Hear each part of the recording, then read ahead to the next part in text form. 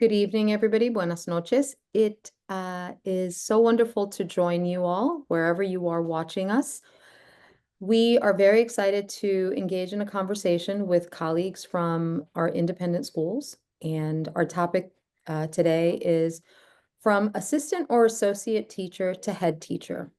We have three panelists who will speak to their experiences. I have some preset questions. If you are viewing this live, and are interested in posing your question, please put it in the chat directly to me.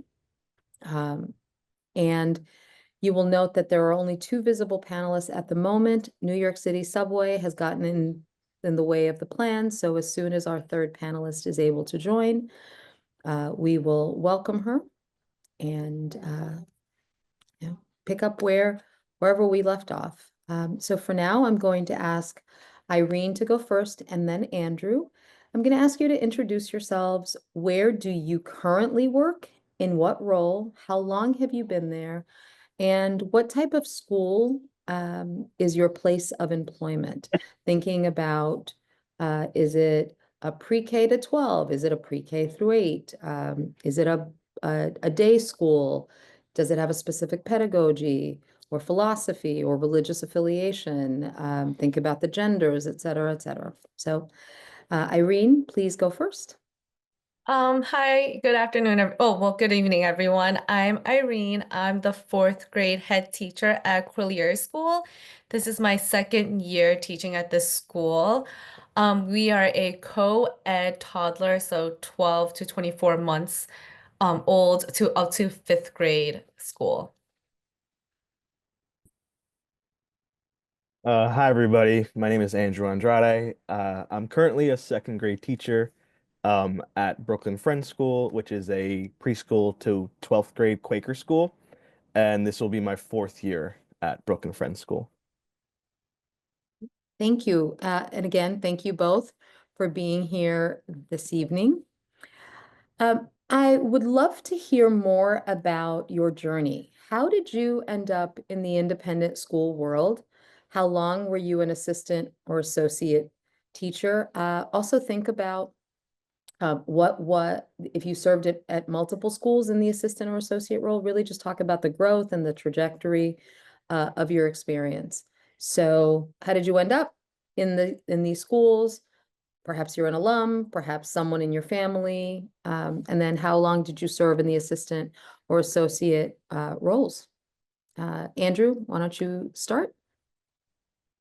Yeah, so I had the privilege of attending an independent school, Poly Prep, throughout my educational career. And when I finished college, I decided to return to my old high school and really began my career in education there as a substitute for both middle school and high school. And then after my time as a substitute, I knew that I wanted to really continue my teaching career in independent schools because I really like how they have trust in their teachers, and the student to teacher ratios in the classroom really help best meet our students' needs. So I began looking at the NYSAIS job site and applying to independent schools, and that landed me my job at BFS. And I've been an associate there for 3 years before I applied to be a head teacher. So when I first graduated from graduate school, I honestly told myself in graduate school that I would never end up in the private school system, yet here I am. Unfortunately, when I did graduate school, the public school system was in a hiring freeze, so I had no choice but to apply to charter and private schools. And then I did 3 years of associate teacher training in another private school. And I really just fell in love with the progressive education approach and the small student to teacher class ratio, just like Andrew was mentioning. And I love how when progressive education, you really just tailor your lessons and your approach based on your students' needs and just the flexibility in teaching about diversity, social justice, and equity. So, yeah. So I so appreciate just hearing how the two of you came at your current roles from very different points of view. So Andrew, you were intentional, you wanted to return to your school. Did you always know you wanted to be a teacher? No, actually, I did not. I think in college I studied business management, and that was kind of the role that I really wanted to take on after college. But I think my senior year I took a course in education, and it kind of really just stuck out to me. And I had done summer camps in the past, so I saw the opportunity to substitute at my old high school. I took it, and then now I'm here as the head teacher. And how did you end up with the youngest in most of our schools? I'm just curious. Oh, and with the Yeah, because kindergarten? yeah, because you started Yeah. with the high school. Yeah. So, I think it was just I enjoyed my time with middle school and high school. It was really beneficial to me, but I think I had always found a love for teaching younger students, and and for me it felt great to do all different subjects and not just focusing on one in particular. So that's kind of where I decided to really focus on elementary school and then getting the third grade job. I was really excited about that. And then I really wanted to try out kindergarten as well, which I tried out my last year as an associate. And it really just kind of helped me become the teacher that I am now. Thank you. And Irene, I'm not going into independent or private schools, not going to happen, not going to happen. And then, as fate and luck would have it, this is what ends up happening. So again, we don't always have control over the trajectory of our careers. Sometimes we do, sometimes we don't. But just really interesting where you ended up. Irene, what's a typical day like for you, um, as you think about now as a head teacher? And then if you could contrast that to what your typical day was like when you were an assistant or associate teacher, how do they differ? You'll go first and then Andrew. Yeah, so as an associate, you really work alongside your head teacher and you follow their lead. Um, as opposed to now being a head teacher, I make all the executive decisions and having to just really trust my own gut and making these decisions.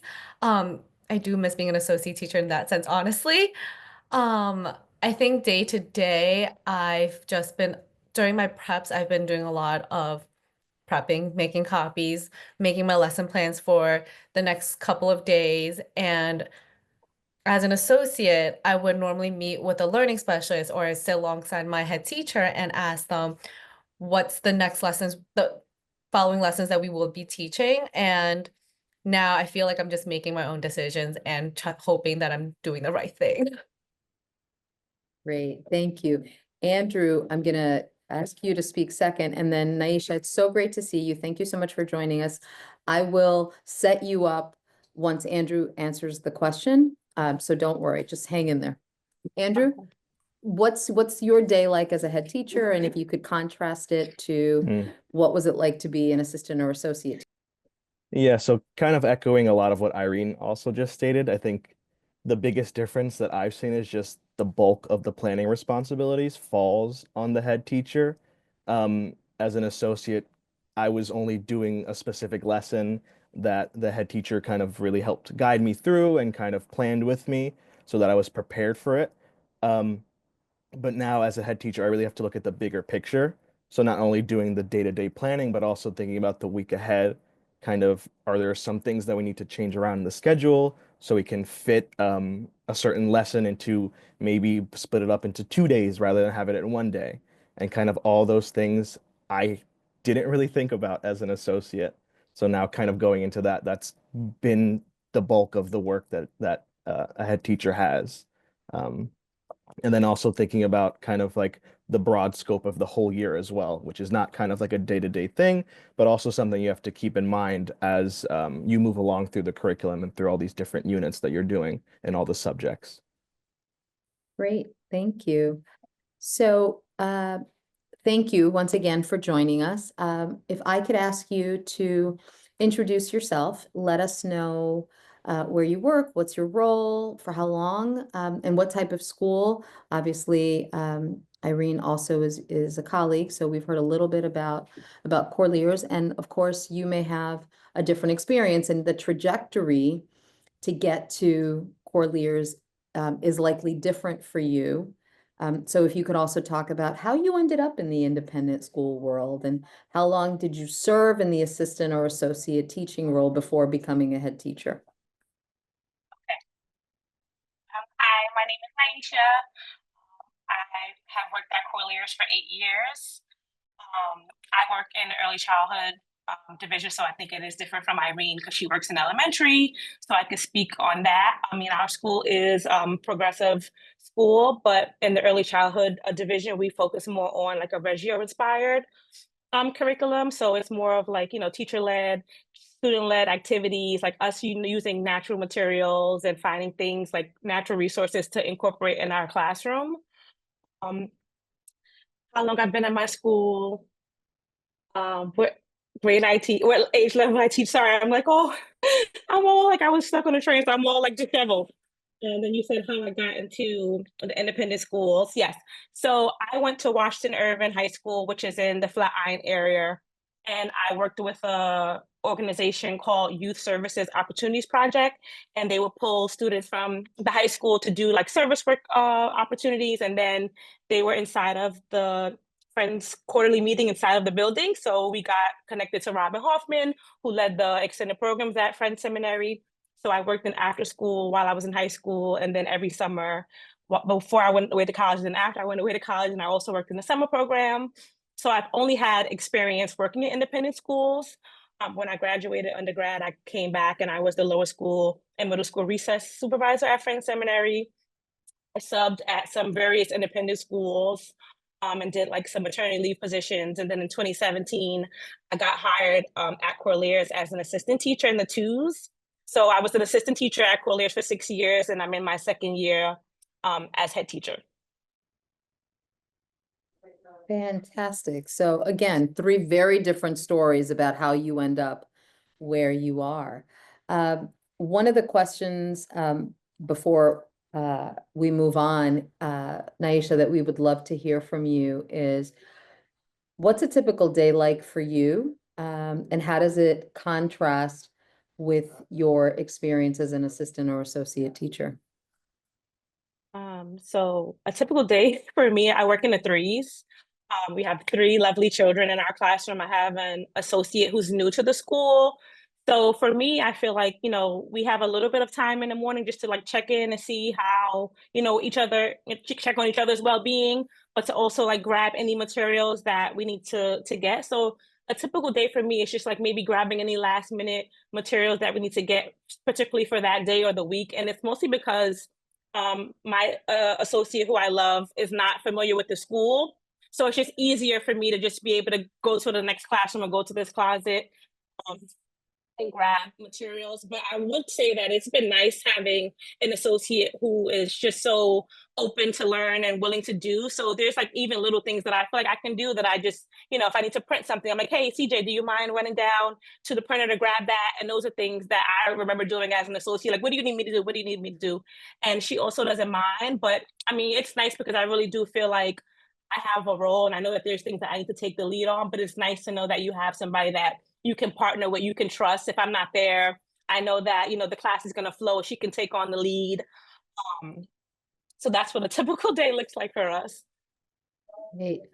Um, as you think about the some of the challenges that you experienced as an assistant or an associate teacher, what are some of the examples without, disclosing more than is appropriate? No need to mention any particular school, just in general, what were some of the challenges that you experienced as an assistant or associate teacher that those that are looking to make that transition should know is perfectly normal now that you are in the head teaching role? Andrew, you can go first, Naisha second, and Irene third. Yeah, I think one of the biggest challenges that I saw going in right away was kind of just doing a lot of sitting back and listening and learning from the head teacher. I think having been my first real time in the classroom at BFS, uh, I just spent a lot of time just learning from my head teacher and not really doing a lot of work in lesson planning or leading lessons. And I think at the beginning of the year, that was really challenging for me to not put myself out there and kind of being okay with taking a step back and learning. I thought to myself that I had to always be ready to lead a lesson and to help out as much as I could, but I was at a point where I really couldn't do as much because I didn't have a lot of knowledge of being an associate teacher. So I really took that year just to be okay with stepping back and relaxing and learning from my head teacher, which eventually really helped me the next year kind of step into more of a role where I was doing a lot more teaching. And then that really helped me now that I am a head teacher, kind of having that experience of both learning and then also leading.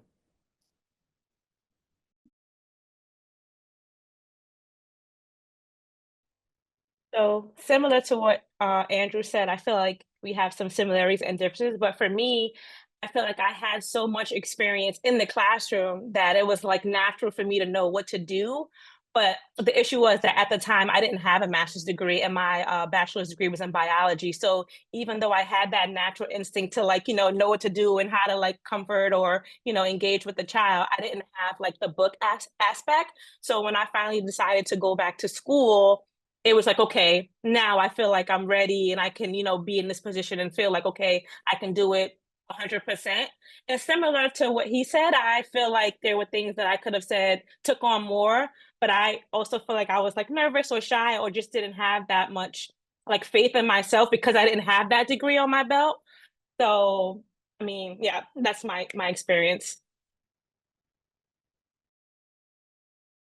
I think being in education and working in a classroom, since you are one of the one adult in the room, you constantly feel like you need to know the answers to everything. And it can be kind of challenging when you don't really quite know the curriculum. So I remember being an associate and trying to wrap my brain around, like trying to understand different curriculums and different approaches was really challenging for me.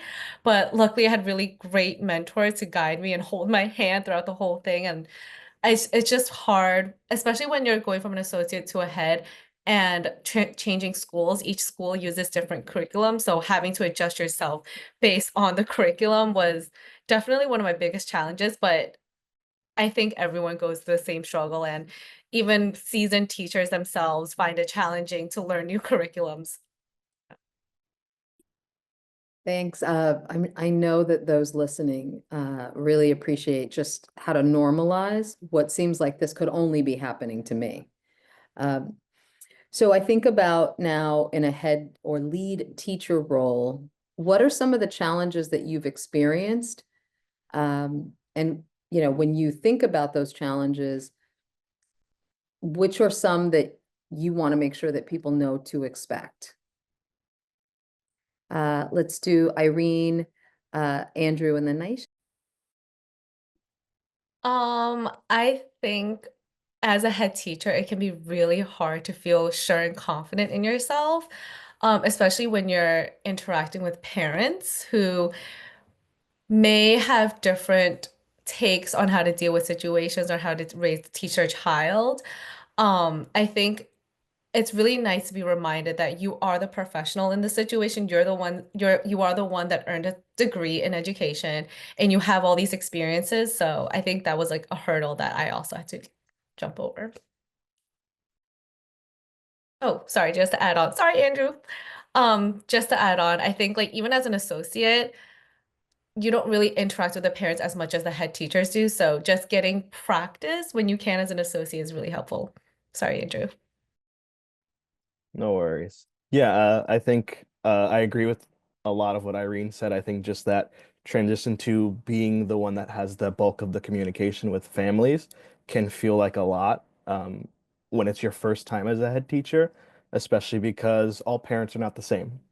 A lot of parents, as you'll find out, are very different and have different viewpoints, as Irene had stated. And I think one challenge that I also came across was going from being mentored to being a mentor in as a head teacher.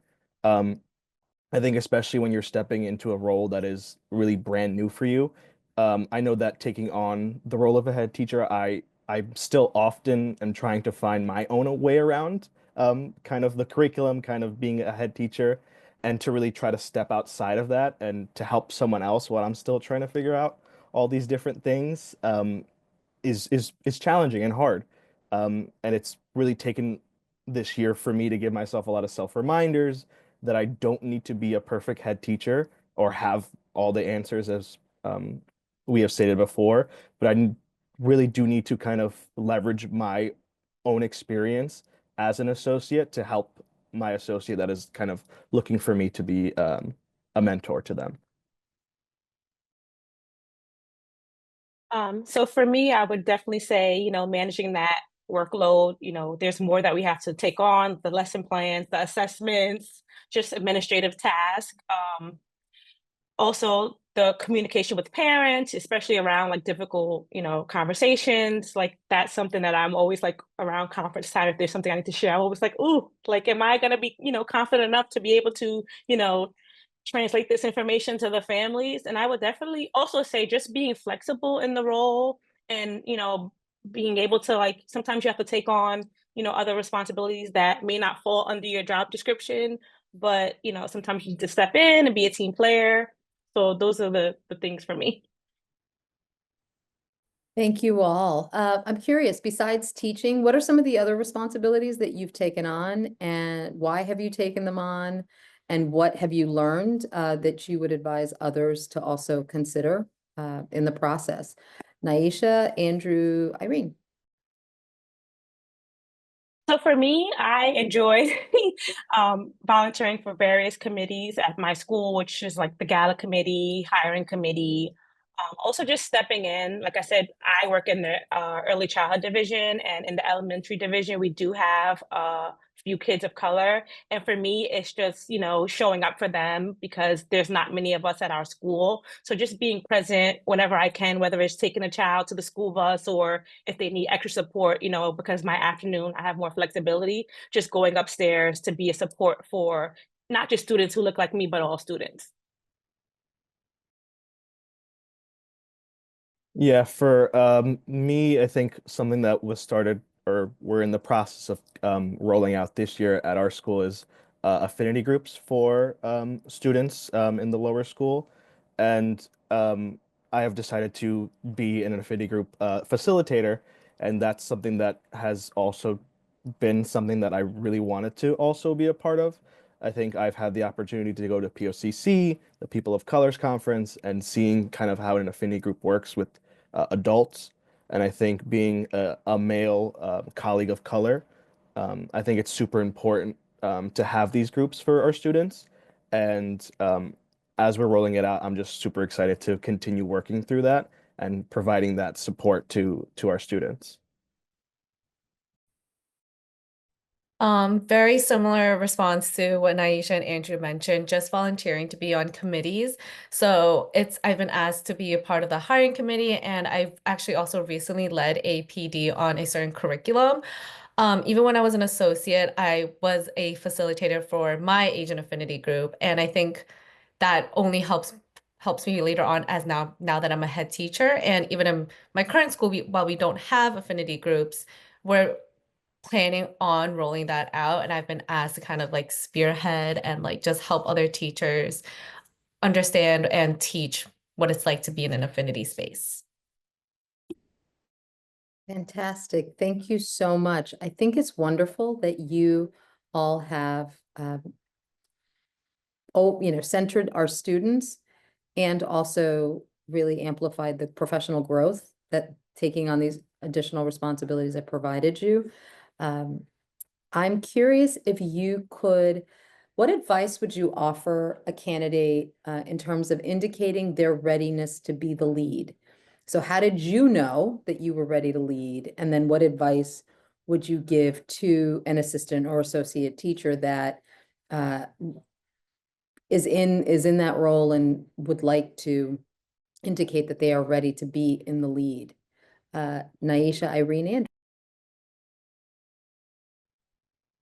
So I would definitely say to take more initiative, just little things. I know there's like guidelines for ATs, but maybe instead of writing 2 reports, push yourself to write a third one just to show up, for yourself and for your head teacher. I would say, leading more activities and lesson plans. I know in my school there's like a schedule of how many lessons, an AT should do a week. But if there's just one that you can lead a week, push for two, or to lead those meetings, when the teacher is doing it. Um, and like I said, just being flexible and knowing like, okay, where it's if it's not too much on your plate, but definitely being flexible. Yeah, echoing what Naisha just said, I think just pushing yourself to take on more responsibilities. To be quite honest, I never fully felt ready, and I don't think anyone ever feels like they're fully ready to be a teacher. But you just kind of like take the leap and just trust yourself. Um, Also similar to what Naisha said, just take writing more report cards, speaking up more during parent-teacher conferences, trying to interact, involve yourself in the community as much as you can, and yeah. Yeah, I think the first step that I took, kind of like just echoing what Irene and Aisha both said, was just talking with my head teacher about it. I think my head teacher was very supportive in kind of the process of becoming an associate and then going from an associate to a head teacher. So I just asked them if I could have more responsibilities throughout the whole year. And one thing that was really helpful for me was also asking to lead kind of some projects or some lessons, or thinking about a unit in like the whole unit. For an example, I think last year in kindergarten, for Hispanic Heritage Month, I really wanted to lead that month and the lessons that we did for social studies and for our SEL units.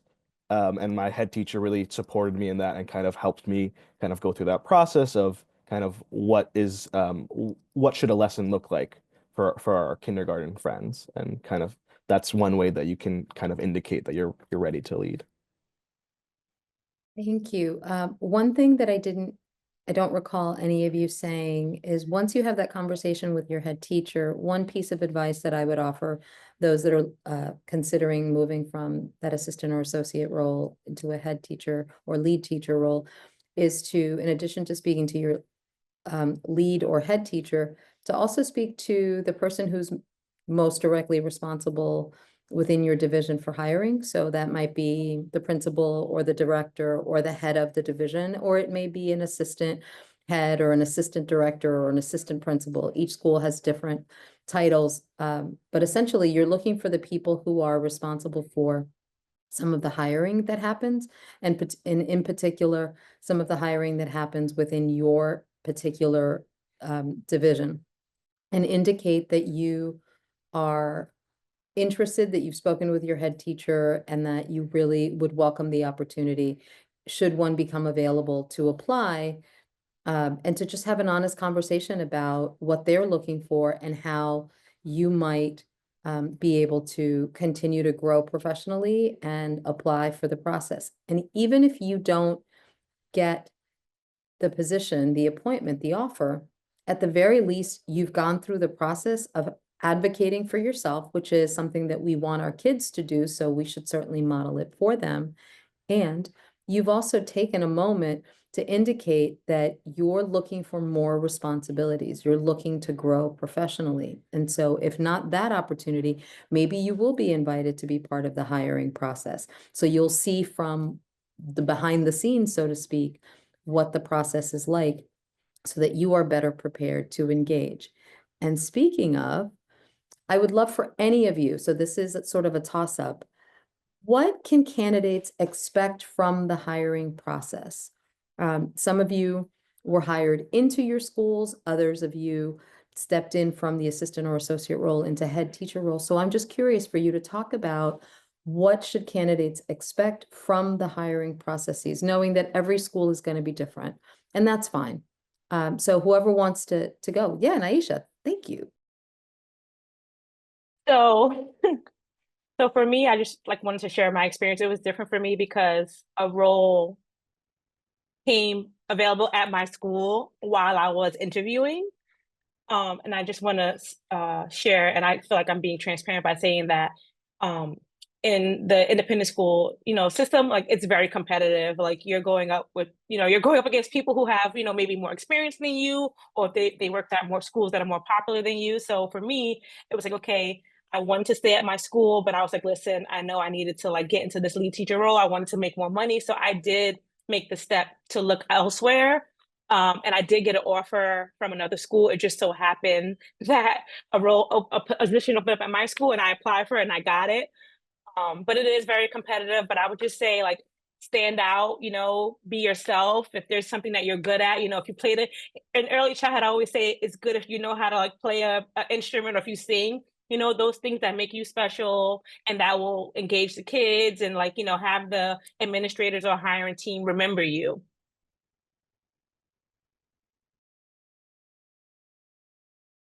Anyone else have anything else to add before I move on to the next question? Yeah, I think for me it was a very similar process. I was an associate at my school for 3 years, and it just so happened that there were two positions that were opening, the second and third grade, and the head of the school really told me that I should apply to these positions just to, if even if I had didn't get them, just to get that experience of going through the hiring process. So I did. And I think one thing just to keep in mind in the process is that for me at least, a lot of the things that I did was the first thing was meeting with the grade level teachers, and they had specific questions that they wanted to ask me, um, kind of asking how I was as a collaborator, like any work that I had done in the classroom the years prior as an associate, like anything that I had to show, like any work that I could show them. Um, and then I was also interviewed by our learning specialist team, and they gave me some scenarios that typically happen for teachers, specifically head teachers, and just wanted to hear my thoughts and kind of what my process would be in those scenarios. Um, and then I also met with the head of the school, our DEIB coordinators, and then I also led a demo lesson as well. And that was kind of like the process that I went through. So unlike Andrew and Aisha, I transferred from an associate position into a head teacher by changing schools.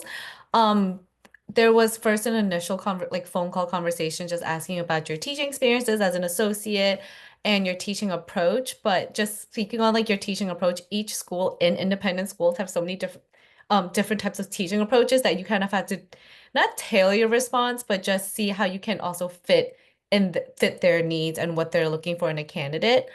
Um, Similar to Andrew, I also did a demo lesson and did a follow-up interview after that. And just speaking on what I bring to the table and what makes me kind of like unique and like stand out compared to the other candidates. Yeah. Definitely the opportunity to brag, even though it's not something that you may necessarily be comfortable with, but really knowing how to stand out on paper and how to stand out when you speak and you answer the questions, and how you stand out when you are doing that demo lesson, which you've all sort of alluded to. I'm curious, what do you think observers are seeking to determine during a teaching demo? What are some sort of key elements that that team that is assessing and observing you as a candidate is looking to discern from observing your teaching demo? Whoever wants to go first.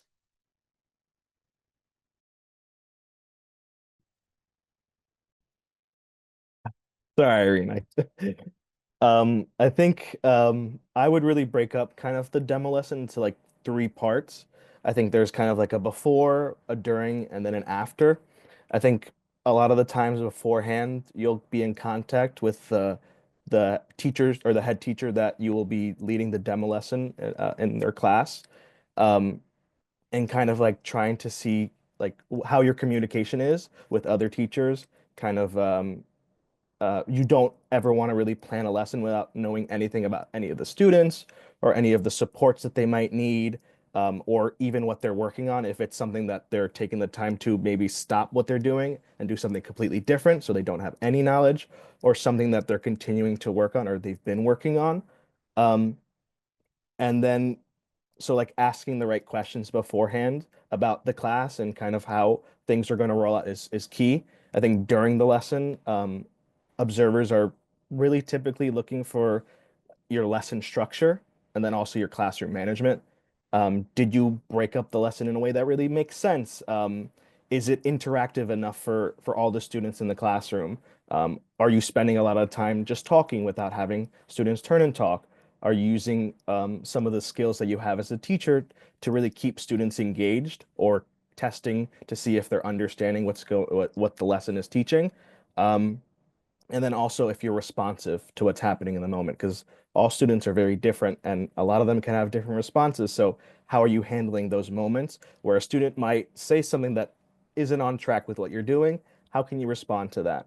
And then the afters, usually, I think for myself, I had some time to debrief with um, the head of the lower school, and just looking to see how reflective I am of the lesson that I taught, and what ways can I see myself growing from that lesson, and kind of just having like a back and forth conversation with someone about the debrief of the lesson. Andrew basically just stole my answer, but yeah, it's all about just how you prepare for the lesson. They do typically ask for a lesson plan, and even how it extends into like a larger unit.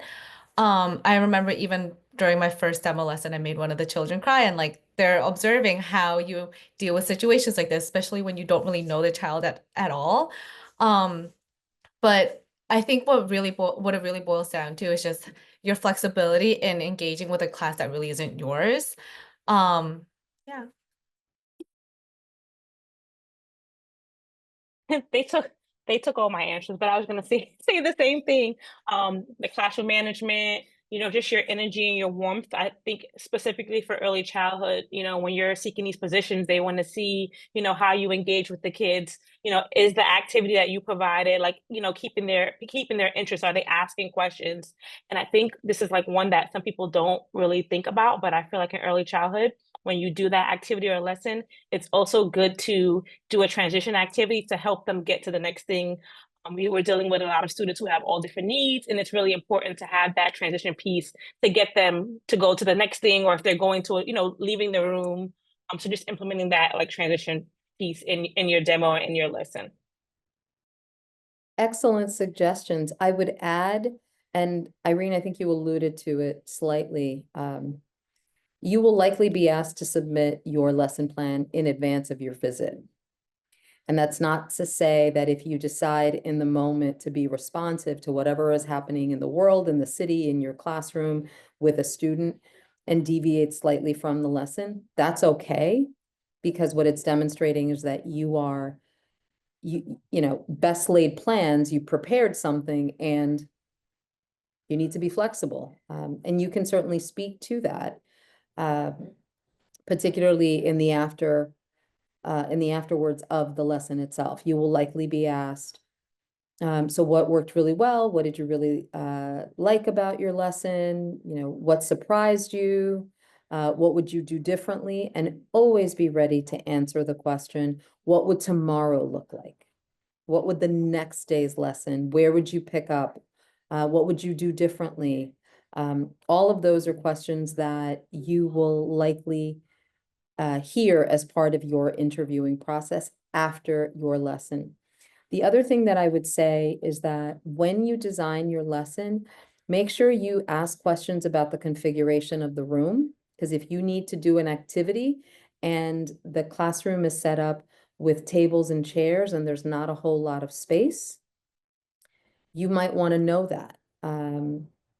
Ask how many students there are in the classroom. Ask if they will have something to read with, to write with.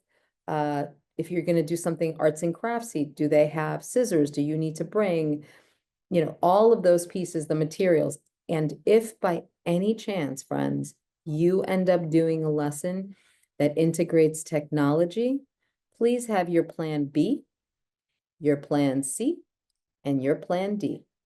just in case. Because as we know, technology doesn't always um, remember to be friendly to us when we are nervous and doing the very best with young people that we don't know in a situation that, can be challenging to interview. Um, Anything else that anybody else wants to add? Yeah, go ahead, Naisha. Another thing that I do when I like interview or demo, I always bring name tags. And I always ask the child, like, do you want to, if they can write their name, is it okay if I write your name for you? And I ask them, like, is it okay if I put it on you, or do you want to put it in a specific spot? And I think, like I said, in early childhood, you might have a friend who doesn't want to wear the name tag, but I feel like it's for me just to see it and remember, like, okay, this is this child's name, and just to be able to engage and call them, by their name. Great suggestion. Thank you for remembering that piece and adding it to our conversation. So this is essentially, we're nearing the end. What do you wish you knew before making the transition that would be helpful for a candidate to know? What do you wish you knew before making this transition that you believe would be helpful for a candidate to know? Andrew, let's go you first, Naisha second, and Irene third. I think the biggest thing for myself that I kind of wish I knew was that there's not really a right way to be a head teacher. I think as an associate teacher, I would always see the ways in which the head teacher that I was with taught, and I kind of had my mindset on that's the way that teaching was supposed to be done. But now that I have my own classroom, I think I'm really finding that having your own teaching style is okay, and it makes you a more authentic teacher to be your full self. So absolutely like picking up tips and tricks from your community, but don't ever really feel like your classroom needs to look or sound exactly like someone else in the same grade or someone else that you've taught with before. It's okay if it looks different.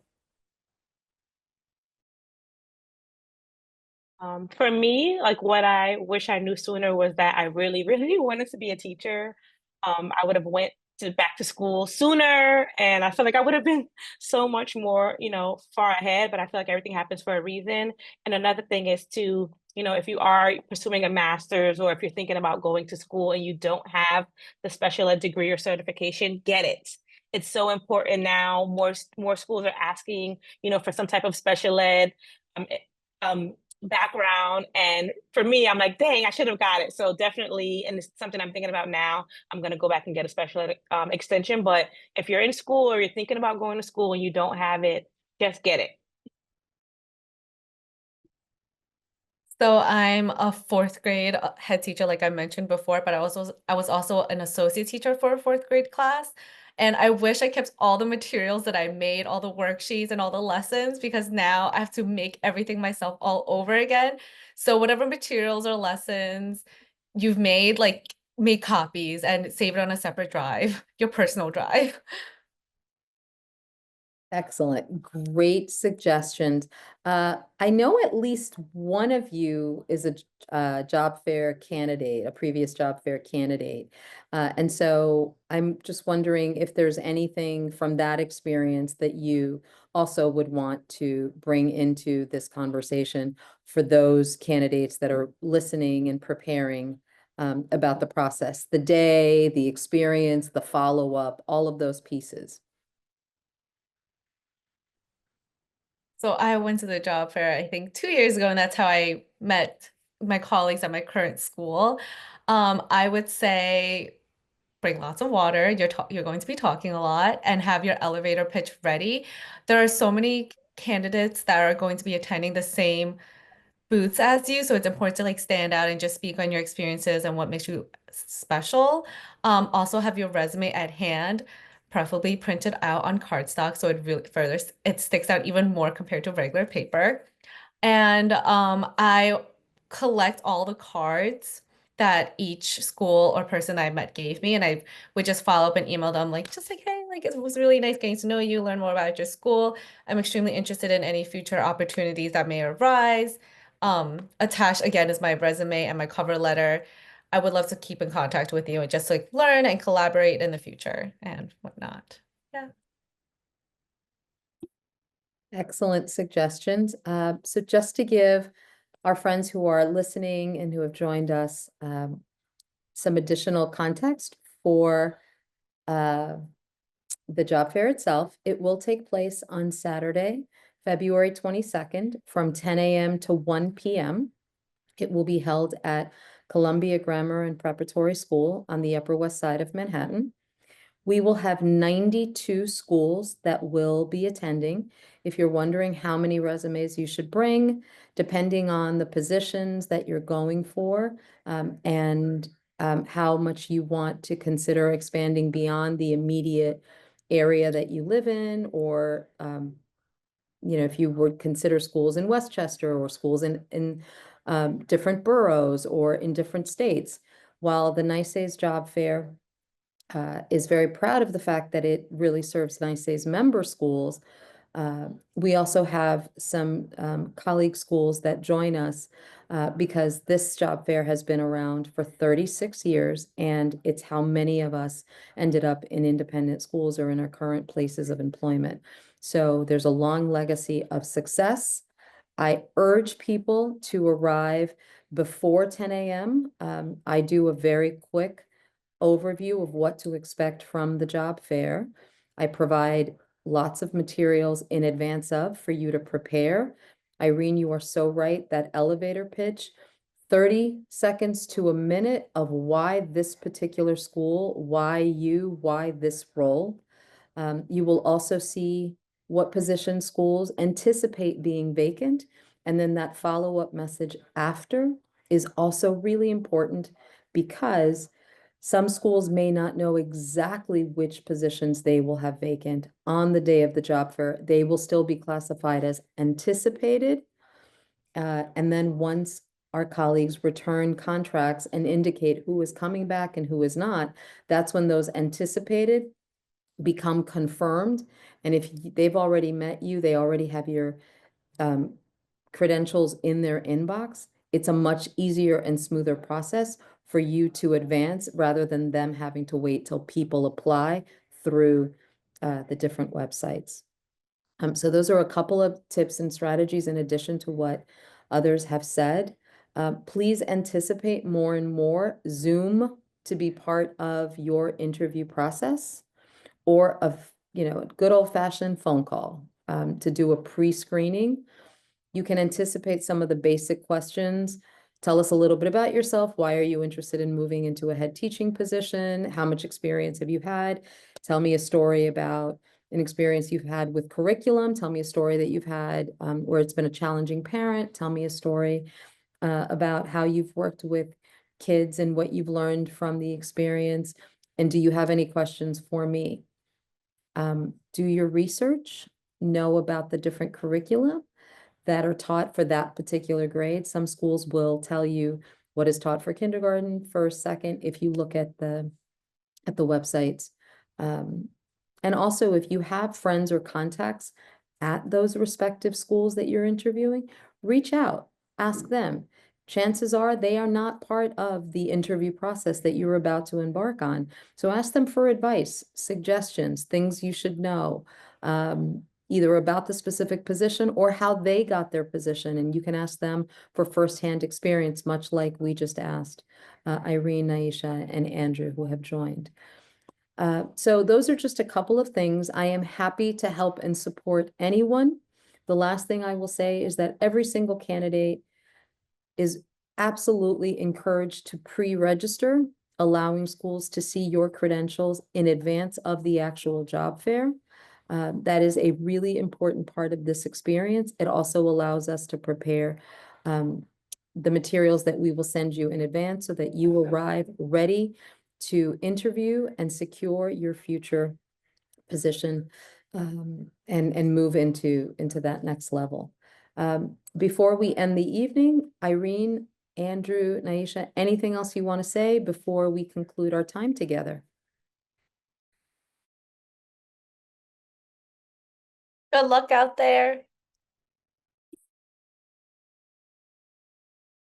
I want to recognize we did have a message that said, thank you, and this has been super helpful. Really appreciate it. Have a wonderful evening.